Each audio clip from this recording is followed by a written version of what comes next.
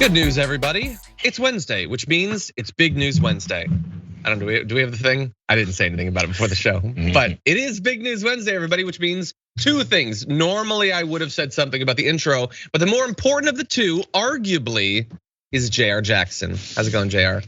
We could argue about that, but they can be equal. Big News Wednesday, but the problem is where's the damn opening? This is a problem. This is a problem. That's on me, actually. I apologize for that. Okay, so we have objectively important developments. We do. So I want you to be assured of that. However, Jayar, scale of 1 to 10 of Big News Wednesday-ness. How big of a News Wednesday is it? It's a medium News Wednesday. Yeah, I'd say. Okay. We have setups, we have things that are gonna get somewhere. We have some exposure of people and what they're about, which is usual, but they're not surprising exposures of what I think. Sure. Well, look, what's gonna have to happen is Big News Wednesday. Most people think it's because the news is big. Okay, well that's perfectly good, but maybe we just have to be bigger. How about that? I'm done. Okay, so we'll deliver one way or the other. But anyway, over the course of the next 90 minutes, we do have a lot to talk about, including there's all these you might have seen headlines, all these interesting developments about the debt ceiling, about the infrastructure bill, all these new possibilities. Spoiler alert, Joe Manchin is gonna kill all of it, and so that'll be fun. I'm gonna show how he's gonna do that. But in addition, here in LA, we had a big anti-vax protest, and one of the anti-vaxxers tried to co-opt the unhoused, and it did not work out the way they wanted, so that's gonna be fun. Also, Lindsey Graham, nobody loves him. He gets mocked everywhere he goes. We'll have a couple of different examples of that, and then there's some dark, tragic news besides. And the theme of strikes continues this week. We're gonna go over a few of the big work stoppages and those that might happen soon. But before we get to all that, if you wouldn't mind hitting the like button and sharing the stream, that would be delightful. And if you wanna send us tweets, comments, super chats, anything like that, we'll read them during our breaks, which should be coming up in not too much longer. But all that said, Jayar, you ready to talk about some news? Let's do it. Okay, let's do it indeed. Joe Biden is in retreat when it comes to the infrastructure bill. Chalk this up to not the most surprising news in the world, but he is ready to once again lower the expectations for the reconciliation bill. He is saying now that their ambitions have gone down to 2.3 trillion or less. And according to the New York Times, that will force hard choices about how to scale back a proposal that the president hopes will be transformational. But some people don't want to be transformed because they're doing quite well right now, thank you very much. So Democratic leaders will probably need to narrow their plans for free community college, child tax credits, and universal pre-kindergarten. So they are offered only to lower and middle income Americans, according to party members involved in negotiations. Look, that by itself, you know what I think about means testing literally everything to a gray paste. I think it's a big waste of time, and I don't think people are honest about why they want it. If that was the limit of it though, that wouldn't be that bad. But I really feel like the New York Times is kind of underselling how much might be cut. Not just who might get access to these things, but for how long they might get access, and indeed whether these things exist at all in the final bill. That's some of what's being considered: cutting duration of reach, jettisoning initiatives entirely.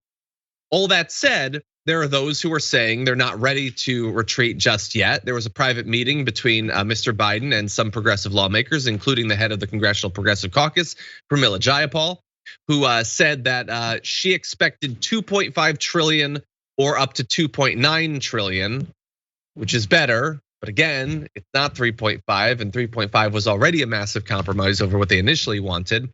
Now, we've put Joe Manchin up next to me, and that is because for some reason, America's decided that he should decide what we get, if we get anything at all. Now, he had said yesterday, well, maybe 1.9 to 2.2, which was higher than the 1.5 he'd said previously. Hey, maybe 2.2, maybe.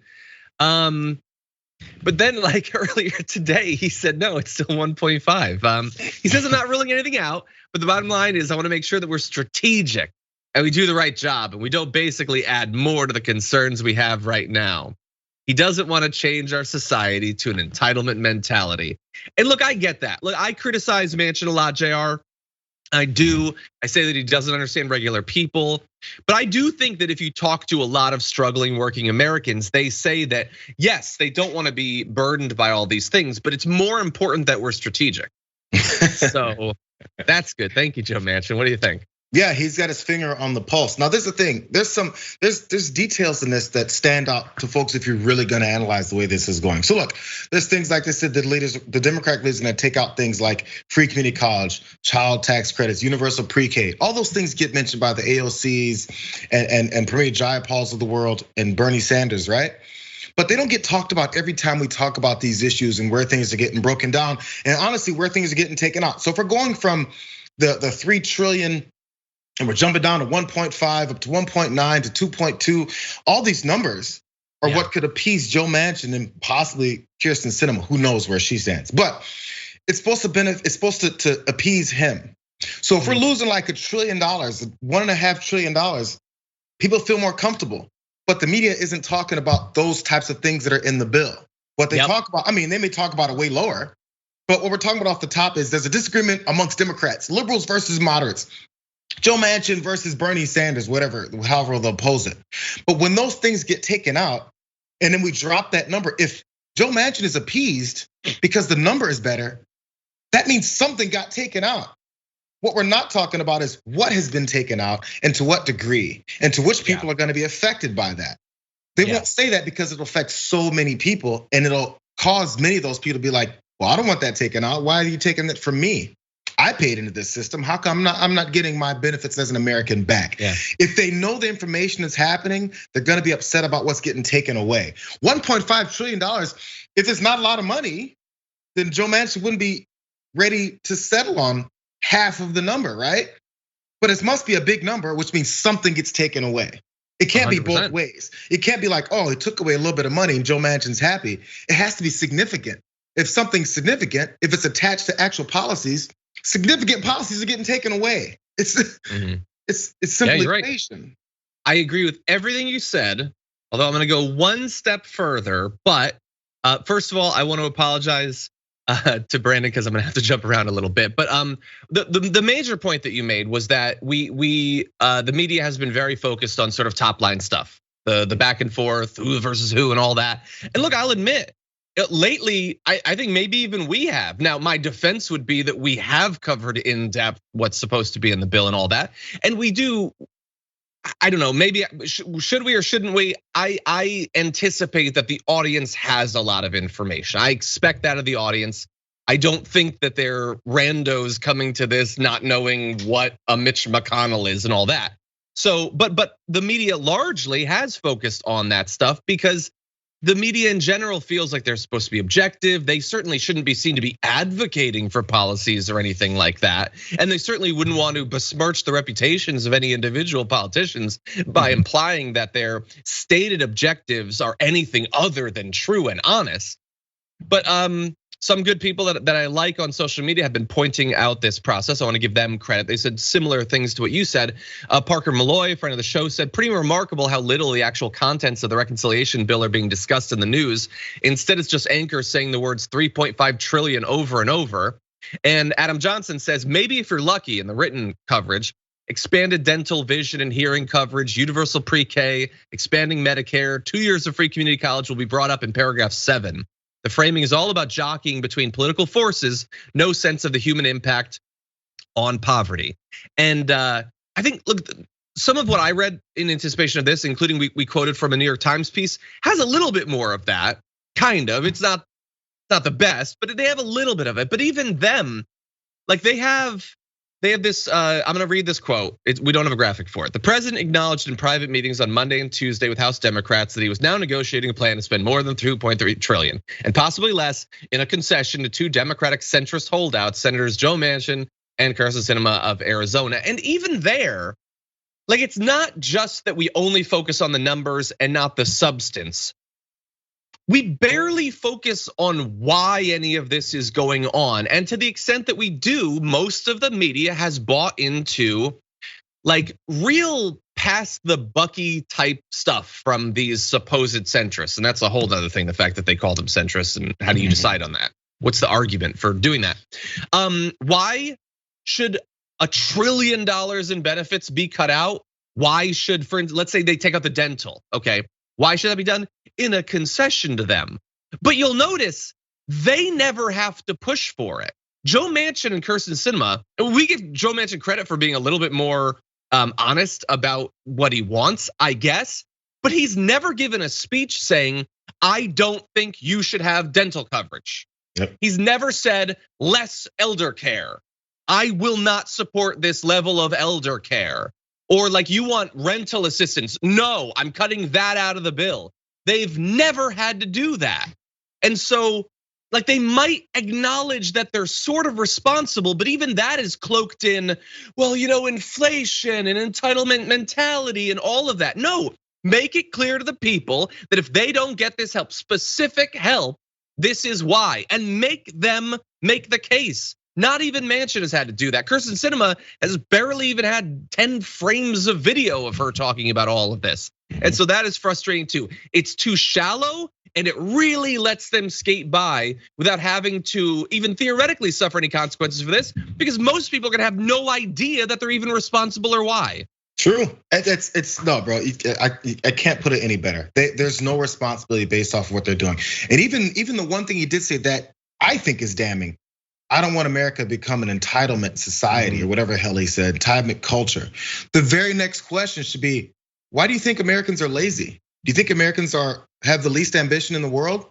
You think if they get something back for what they pay for, that they'll just sit on their asses and do nothing about it? Why do you think Americans suck? What country is better than America, Senator? These are pressing questions with a bias because that's where I'm coming from right now.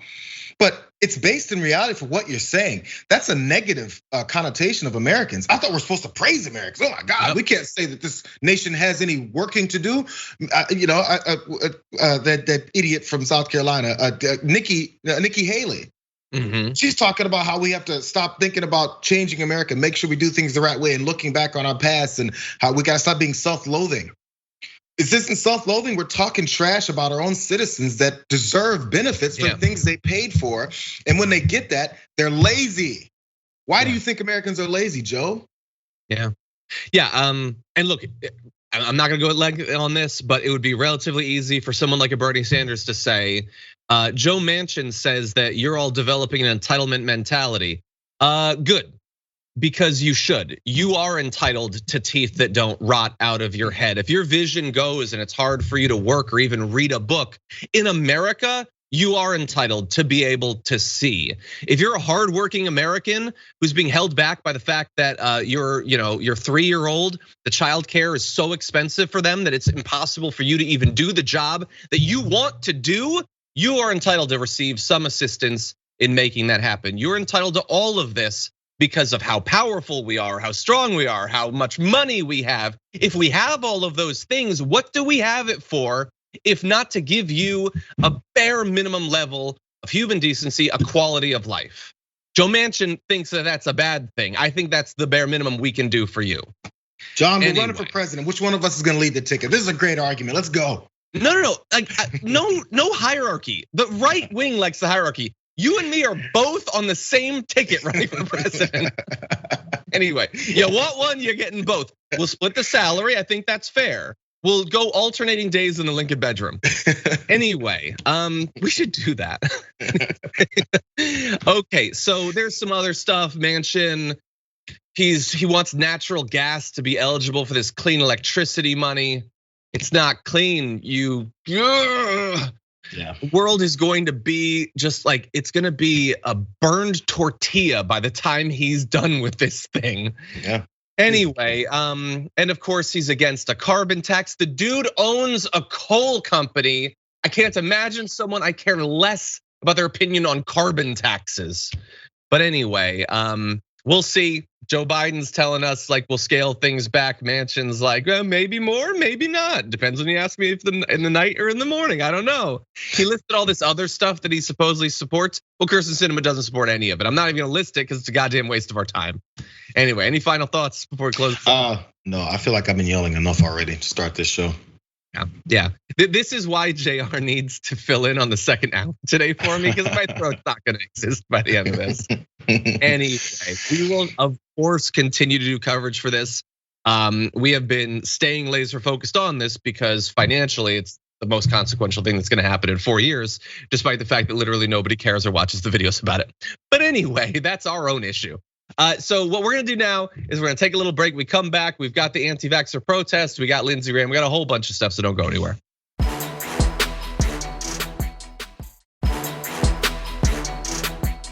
So I've been typing behind the scenes, so I don't know if Sophie even knows what I'm gonna refer to, but can we go to it? Do we have it?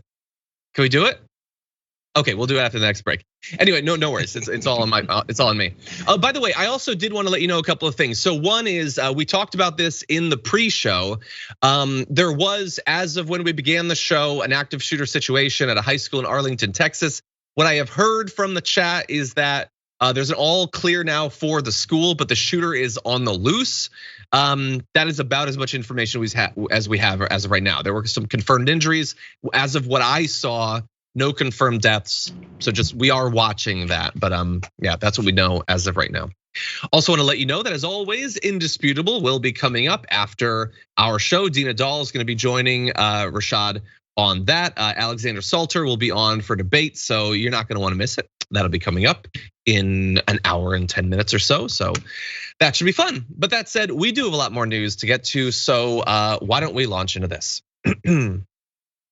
There was an anti-vax protest in Hollywood Boulevard just this last weekend. It's devastating, the misinformation, and it's resulting in people being killed. But that doesn't mean that it didn't produce some fun moments, including this, when one of the anti-vaxxers tries to co-opt one of the unhoused into spreading their message. It doesn't work out like she might have expected.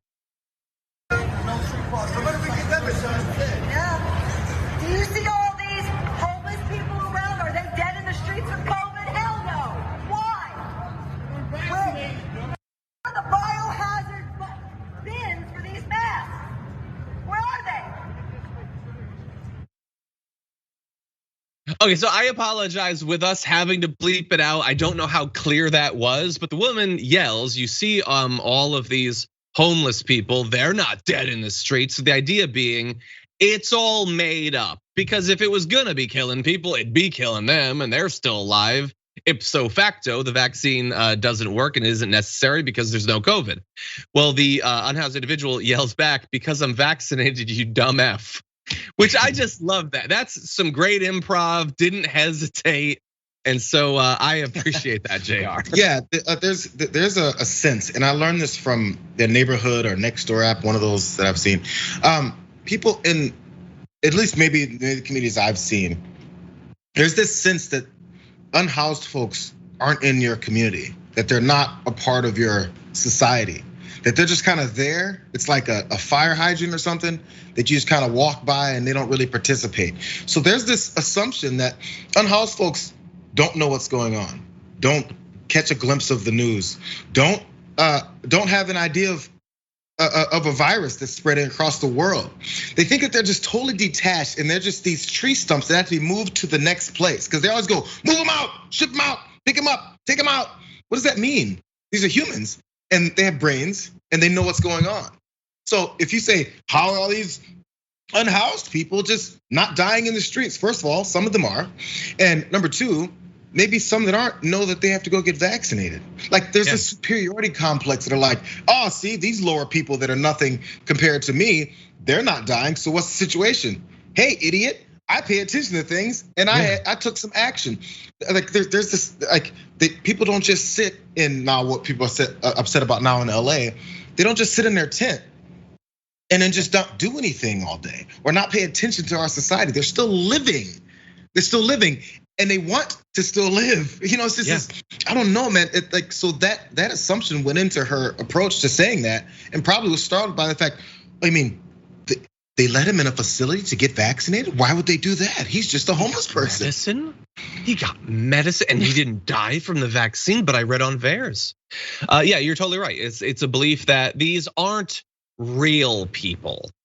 They're something. It's a force of nature. They're not individuals who have a connection to reality, care about their own healths, want to continue living. So she got a little bit of a wake up call there. To your point about the moving, just really fast, I saw a headline and it was following the Huntington Beach oil slick. Some in Huntington Beach now think it might be time to stop offshore oil drilling. And so I tweeted, like arguably it was bad before it washed up on your beach. The same with the plight of the unhoused. Like it doesn't become an issue just because it's in front of you. It still exists. Don't treat people like an oil spill, basically. But anyway, we did not launch into that video just to laugh at that particular anti-vaxxer, although that would have been enough for me. I want to be clear about that. But no, we decided we would add a little bit of substance to it too. And that is that while that individual has received access to the vaccine, that is not to say that there isn't more of an obstacle to those who are unhoused to get access to vaccine in addition to basically everything about life. And as of right now, there is still a lag in terms of percentage vaccinated. So 2 weeks ago, the LA County Department of Public Health reported that an estimated 43.5% of the homeless population is vaccinated, well below the 60.6% of county residents overall. So that, look, your takeaway from that is likely, well, it's terrible, it's like 50% lower. Mine is also 60.6% in LA. But anyway, that is bad. And I also want to make sure that people understand, while that woman was trying to make the case that, look, the homeless are fine, so it's not real. Well, so first of all, it is real. And also, no, not so much that they're fine. It hasn't been a big topic of national conversation, but the unhoused have been devastated, as you would expect, from the virus. Although we don't really know how badly. And we likely never will, due in no small part to the fact that people don't care, really. Yeah. And that they don't believe that these are real people fundamentally. And so I'm gonna get to some of the numbers, Jayar, but the idea is that it just isn't really being tracked in the same way that, like, in prisons and things like that, these are populations that we've decided effectively, Yeah. And the reason we can do that is because there's enough people. I mean, even people that care about the homelessness situation in America, and specifically in bigger cities and stuff like that, people who do care about it, there's a degree to which then you kind of forget. You move on, like, we gotta do something about this. And then you go off to work and you make your money, you come back home, you pick up your kids from school, and you're not thinking about it. But it's continually happening within our society. And there's no real initiatives being done. And I'm sure there's groups that are fighting for it, but how much do we pay attention to that? We pay attention once we see a whole bunch of tents and motorhomes under a bridge overpass. And then we go, we gotta do something about this, But what are you gonna do about it? How do you fix it? And the solution is always shove it to the next town. Then what about that town? They're gonna be like, so what are we gonna do now? It's constant. There's no real answer, and there's not enough people really wanting it to change for solutions to really be introduced. Yeah. Well, look, Furball in the chat apparently works as a contact tracer, says we ask about housing status for every case, but the media doesn't ever seem to report about it. Well, I'm gonna give you some of what we do know, what the media has figured out. So one attempt to track all US COVID-19 homeless deaths through official records turned up 373.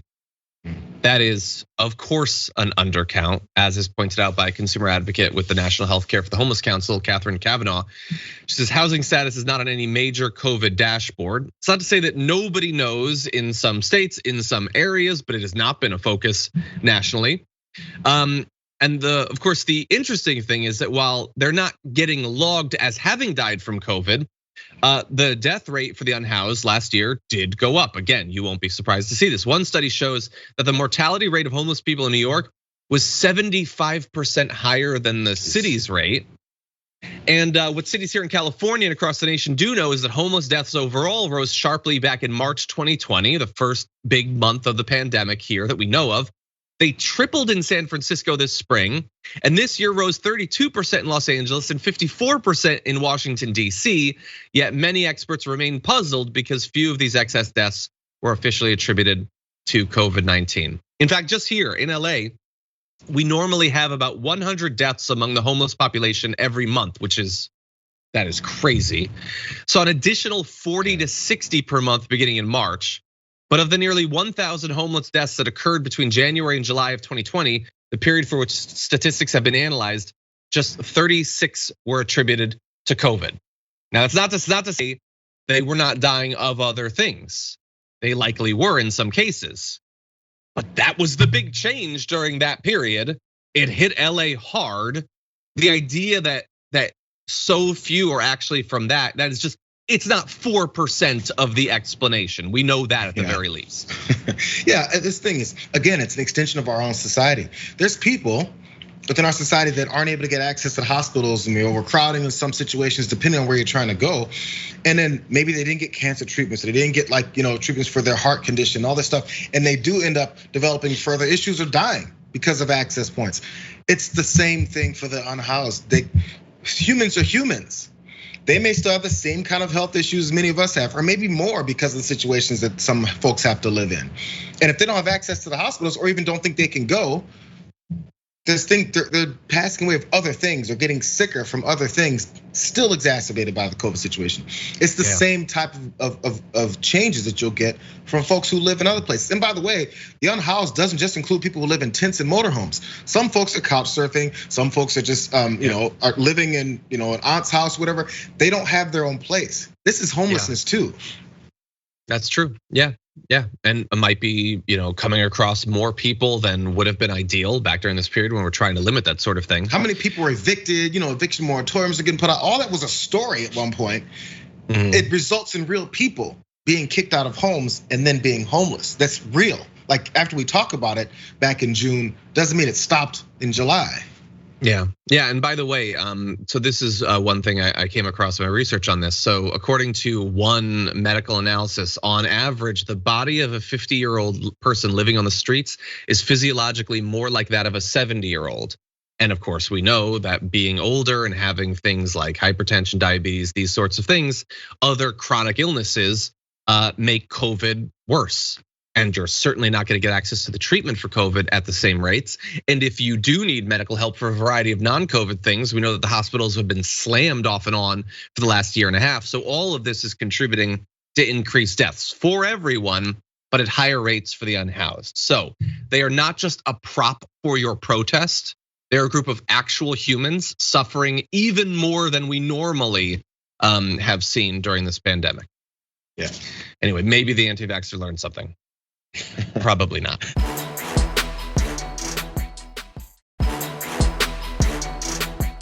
Anyway, with that, we're gonna turn to something very different. It involves Lindsey Graham. It's something we've referenced recently, but let's jump into this video. So the bottom line is I took the vaccine, I've had it, it kicks your butt. If you hadn't had the vaccine, you ought to think about getting it, because if you're my age, I didn't tell you to get it, you ought to think about it. Well, I'm glad I got it. 92% of the people in the hospitals in South Carolina are unvaccinated. Oh my God. True. Lies. So I'm with you on Lord let's Jesus. don't mandate it. I'm with you that it's probably unconstitutional. God help me. But I am not going to legitimize what I think is the truth. I'm going to lose my job in 60 days. Unvaccinated I'm going to lose my job in 60 days. You got to stop it now. From who? From who? From the US government, the Navy. Yeah, so I'm with you. So I just don't think, are you active duty? No, I'm a civil servant. Well, here's the one. But I am a veteran. Okay, I'm a veteran too. How many of you have taken measles shots? In the military, they can say you got to get vaccinated. I think that's a dumb idea. Look, it's not my choice to mock, it's not my preference to mock Lindsey Graham when he's kind of trying to be reasonable. But I will push through, don't worry. So look, Jayar, he's trying to stop these people from dying, and they might pillory him as a result of it. No, no, no. So how many of you have had the measles shot? Shut up! How dare you mention that? Okay, tough room, everybody. What'd you think? Who riled all these people up? Where'd you guys get these wild ideas that the vaccine's gonna kill you? Man, were you guys following some crazed madman for 4 years? What's going on? I can't believe you guys are so upset. All I said was maybe sort of kind of you want to consider possibly getting vaccinated. Now, we also saw in real time how Lindsey Graham has no real principle. Like, he believes in getting vaccinated. He said that a few times. He also believes that Donald Trump facilitated and pushed and incited the January 6th insurrection. But he pulled back on both of those things when a little bit of pressure was applied because he has no principles. He has some thoughts and beliefs, but those can be shoved aside when it comes to political expediency and a little bit of popularity. That's his basis. That's his real principle is, am I the popular guy in the room? And if I'm not the popular guy in the room, am I standing next to the popular guy in the room? Yep. Yeah, exactly. And yeah, so look, he's kind of trying to do the right thing, but on the other hand, he's so terrible. Like, I'm never gonna forget him during the Kavanaugh hearings and all that nonsense. So, I don't have a lot of like personal empathy for him, but we have to analyze this as a case study. Like, so according to them, it's up to the individual. And these are all people who think that free speech is the most important thing in the world. So when an individual gives you their opinion, I'll murder your family. Well, like so you want to cancel him for having this opinion. And then like the dude who's yelling out, I want to lose my job in 60 days. Well, wait, aren't you still just doing your research? You're not gonna be able to wrap that research up in 60 days? No. It's a lie. These people will never get it because they're not waiting to find out more about long-term side effects or whatever. This is their identity. They're not gonna give up their identity. They're yelling about Lord Jesus and it's not the same and everything. These people have been radicalized as thoroughly as anyone in the world on any cause.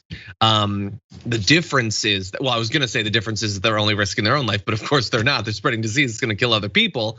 But this is their party and Graham is seeing it. Will Graham learn? Will he become the next Kinzinger? Will he turn against the party that's become so radical?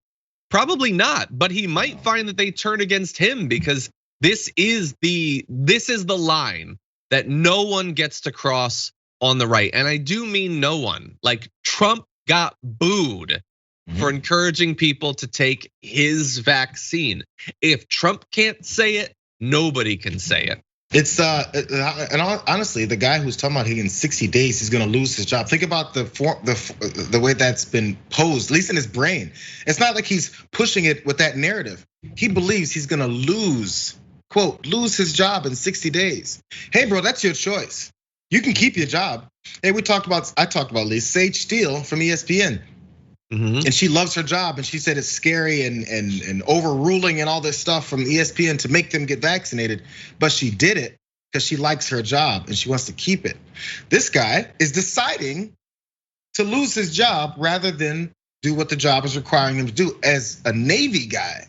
Anyways, and Sage Steele lost her job, right? She's suspended, but she's got suspended. COVID. Okay. Ironically, after she got vaccinated, but it doesn't work. That's what I hear. But anyway, so no, but like it's instead of I'm choosing to lose my job, it's I'm gonna lose my job. This is your choice, bro. Hey, your employer said wear some shoes into the building because we don't want to see your toes out and whatever grime you've got in between them. We don't want left on our floors. Oh, I'm gonna leave my shoes at home. Well, bro, stay at home with your shoes. Yeah. That's your choice. Yeah, and I know that they fear like, well, if they can make you do this, what if they make you do X? Well, then we'll talk about it. Like that's, in the same way that we talked about the shoes thing. The shoes, like there are different requirements. We can have conversations about multiple things. This is not actually onerous unless your brain is riddled with worms. It's just not. You watch Tucker Carlson, you've been convinced of that. I apologize. There's a not insignificant chance that you'll die as a result of these beliefs over the next year. But Anyway, that's your party, Lindsey Graham. Have fun with that.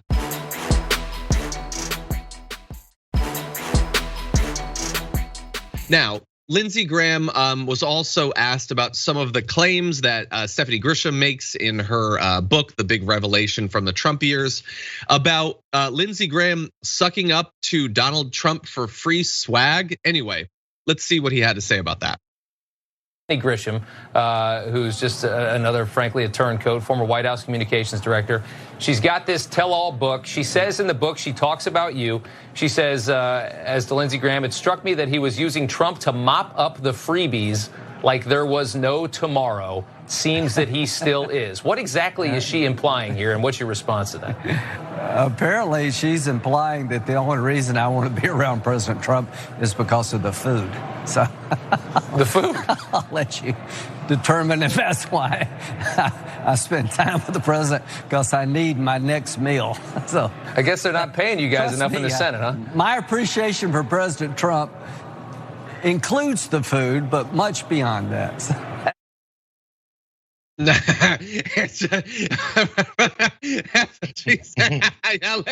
let you decide what that is. Look, sometimes I can't tell. That reads to me as a guy who thinks maybe she's implying something else, and I don't know.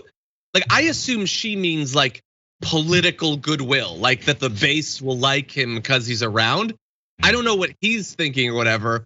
But maybe it's just like, old men are weird sometimes. Was that just him being a weird old man with the looks to the side and the weird he doesn't know how to act on camera? I don't know. I'm not sure if he was given that question beforehand. He had a chance to think about it, or if he was caught off guard and he had some things in his head that he knows that she was mentioning. Because again, we talked about this earlier in the main show meeting when Brett and I were talking about it, and I said, is there some kind of a goodies or whatever she said, some of the goodwill he'll get?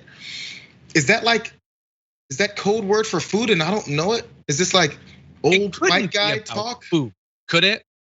Why would she? No, but sometimes maybe I missed some kind of a symbolic, phrase that I don't know about because I just wasn't in those circles. So I was like, is there something I'm missing? Is there something about goodies that mean food? Because what the hell is he talking about? Or he made it up because he didn't know how to respond to it. Because one of the things he did say was, I'll let you determine if that's why. I'm determining, and I'm gonna say no, that's not why. Yeah, no, I think it's fairly clear that you were hanging out with him because he was popular and you really have no values and you just want to associate with someone who's popular. I think that's pretty much it. And by the way, I know some might speculate. People have like these running jokes about Lindsey Graham. I'm not implying anything about that. I kind of like am revolted by all of what people love to joke about and everything because they don't realize who they're actually mocking when they do that. But anyway, no, I don't think that's at all what Stephanie Grisham is implying. But it is odd that she's not more specific. Like, why not actually say what you're saying? The whole point of the book is that you're revealing something. No, is it sweatshirts? Is it red hats? What's the freebies? What's that? Not the whole point. Not the whole point of the book. The whole point of the book is to sell more books. And the point of these interviews is to sell more. Yes, but my point being, she's not going to elaborate. Also, Omarosa said, well, when's he going to come clean about his health problems? What health problems? Like it's like a board game. And I'm sure you can relate to this, John, the board game master. Try. It's like they give the hint and then you have to give the rest of the sentence. You don't know what's in the book. So the board game is, what about his health problems? Or Lindsey Graham is getting those goodies, and that's the end of the card you read. And then the rest of the crew has to dig into the book to find the passage that elaborates on what the hell you're talking about. Yeah. But in order to find the passage, you got to buy the book first. It's ridiculous. These are teasers. These interviews are for teasers so that you can buy the book later. Yeah, it's Trivial Pursuit 2021 is Hell Edition. That's what it is. Anyway, yeah, I don't know what it is. I would say Lindsey Graham, you're getting off real easy in terms of the Stephanie Grisham stuff. Like, she's said stuff that's made a lot of people look bad, including her, but not really him. Lindsey Graham can look bad completely on his own. Anyway, we are going to go to our second break of the hour. When we come back, is the filibuster going away for a very limited reason? Maybe. We'll evaluate it after this.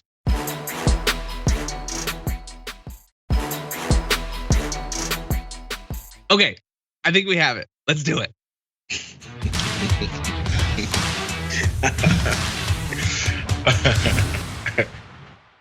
Oh God, yes, now it's a big news Wednesday. Thank you, I appreciate.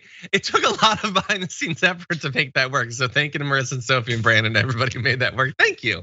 I like it. I like your team. I need traditions and rituals. Your team is awesome, bro. I mean, they are awesome. They get on top of things, and you don't even tell them. That's true. That's true. Okay, everybody.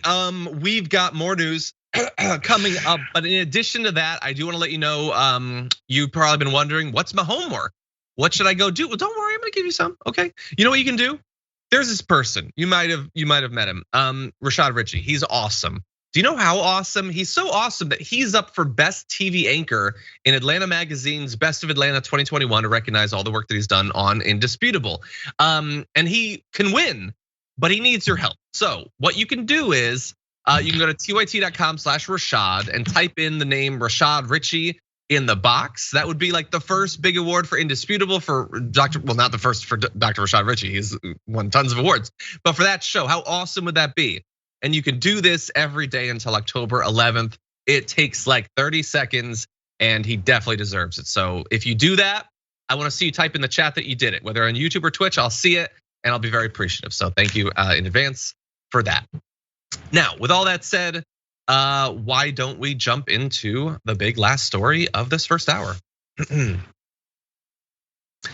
Democrats and Joe Biden apparently are in support of reforming the filibuster, like this much, like a tiny little bit, and also it's not gonna happen. But how did we even get to the spot where they were willing to kind of consider it? Well, you might have heard that the government's about to default on all of its obligations. This is this stupid debt ceiling song and dance that we do that isn't necessary, but we do it. So the Republicans have not been playing ball on raising the debt ceiling, even though we're raising the debt ceiling to pay for things that they okayed while they were in power. It's not the new stuff, it's the older stuff. But anyway, the Democrats have been trying to get around this. And so Senate Majority Leader Chuck Schumer said that lawmakers would hold a procedural vote on Wednesday. That's today, and it's expected to fail because there's not 10 Republicans who are willing to join the Democrats. Now, Schumer has said earlier this week, just on Monday, that Congress must pass legislation that would raise the debt ceiling by the end of the week, but the Republicans are not playing ball. Now, you probably wonder why. What do they want in exchange for going along with this? Well, your guess is literally as good as mine because Mitch McConnell ain't saying. He has not said anything. In fact, he told President Biden in a letter on Monday, we have no list of demands. And you know he means it because he sent a letter in 2021. You meet with him all the time. You got his phone number. You can DM him. Why are you sending letters? It's ridiculous theatrics and pageantry. Anyway, he just doesn't want it to succeed. Or if it does succeed, he wants it to take as long as possible, make the Democrats look bad. Sure, it might do terrible damage to the country, but if it hurts the Democrats a little bit, that's its own thing. Now, along the way, as he's saying, I'm not gonna support it, I'm gonna try to stop every Republican from supporting it. He says the government must not be allowed to stop paying its debts. He's also said no Republican will vote for it, and he'll block them from doing it. So you guys have to pay the debts, and we are going to set you on fire to stop you from doing it. Isn't that a great situation we've got there, Jayar? Sounds like someone who's working for the American people, especially since those debts were built up through the previous administration and their policies and the things that these Republicans backed that administration in doing. So let's build up these debts. We must pay them, but we don't want to participate. You Democrats, this is your problem. How many more different angles to just one argument can one guy have without? Do you want one? Yeah. You want an example of exactly what you're saying? A stupid another angle. And it's, remember, the United States Senate is the greatest deliberative body in the world in history. I'm gonna give you an example of that. So, because this, if we don't raise the limit, it could be terrible. Biden had told Republicans to, quote, stop playing Russian roulette with the US economy. McConnell added that he was imploring Democrats to, quote, not play Russian roulette with the American economy. Greatest deliberative body in the world. He's literally stopping them from doing it. And he just says the same thing back to them. Nuh-uh, you are, said the minority leader. The 87-year-old minority leader who's then went back to his Legos and his blocks. It is a tad bit childish. Now, so you're probably wondering, but John, you said something about the filibuster. Well, that's where the filibuster comes in, because they can try to raise the debt ceiling in the normal way a democracy is supposed to work, by voting for it, but the majority isn't enough, because you need 60 senators for literally everything that you try to do, and they won't let you do anything.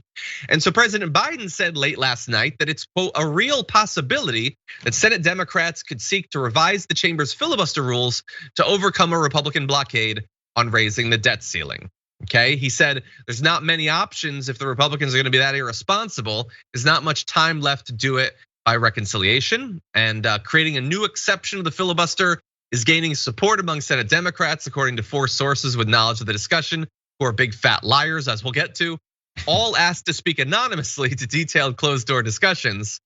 Bear in mind, Congress has until October 18th to raise the limits. So this is the possibility, Jayar. It's a real possibility. Carve out raising the debt ceiling no longer requires 60 votes. What do you think? Weird, man. This is the thing. We got to check in with Joe Biden and not Joe Biden. We can Joe Manchin and Kyrsten Sinema, because there's this hard line that they're not going to change anything with filibuster rules, because that would break our bipartisanship and the way we work together in this country. West Virginians want this, and if we don't do it, what's the point of even being here?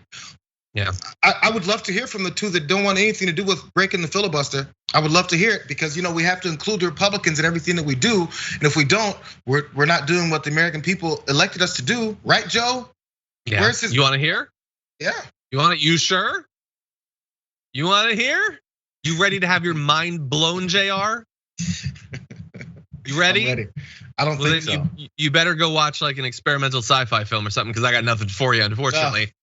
So last night, there's a real possibility. This morning, unfortunately, Joe Manchin still exists.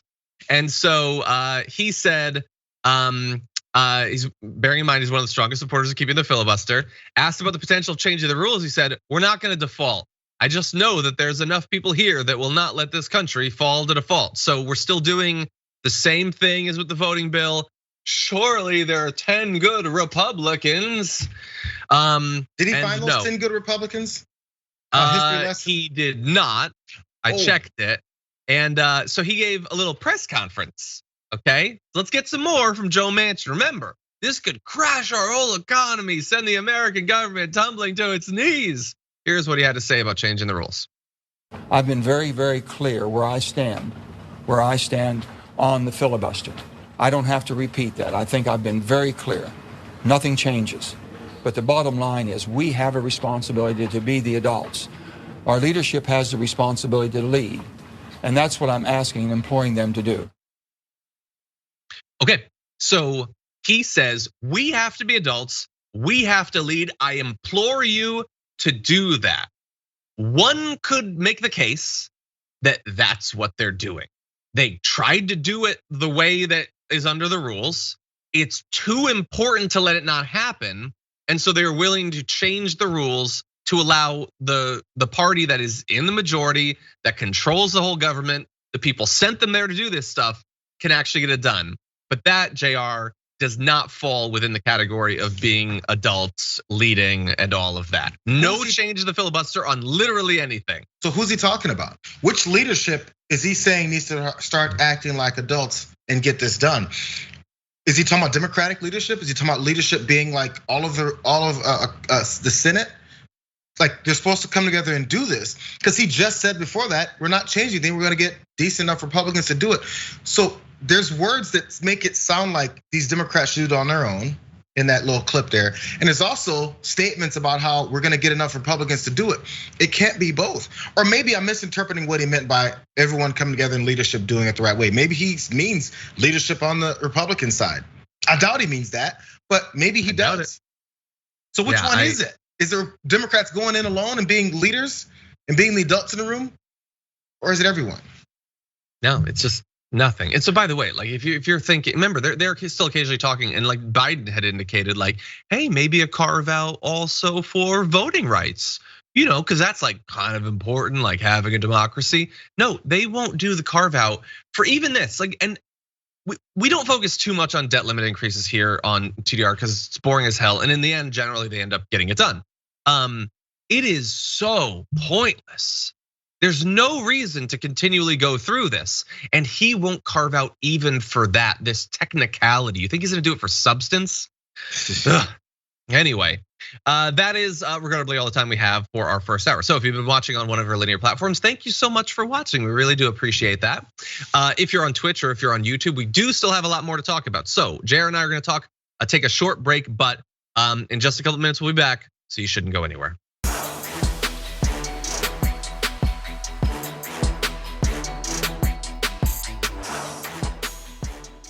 Thanks for listening to the full episode of The Damage Report. Support our work, listen ad-free, access members-only bonus content, and more by subscribing to Apple Podcasts at apple.co/TYT. I'm your host, John Adarola. I'll see you soon.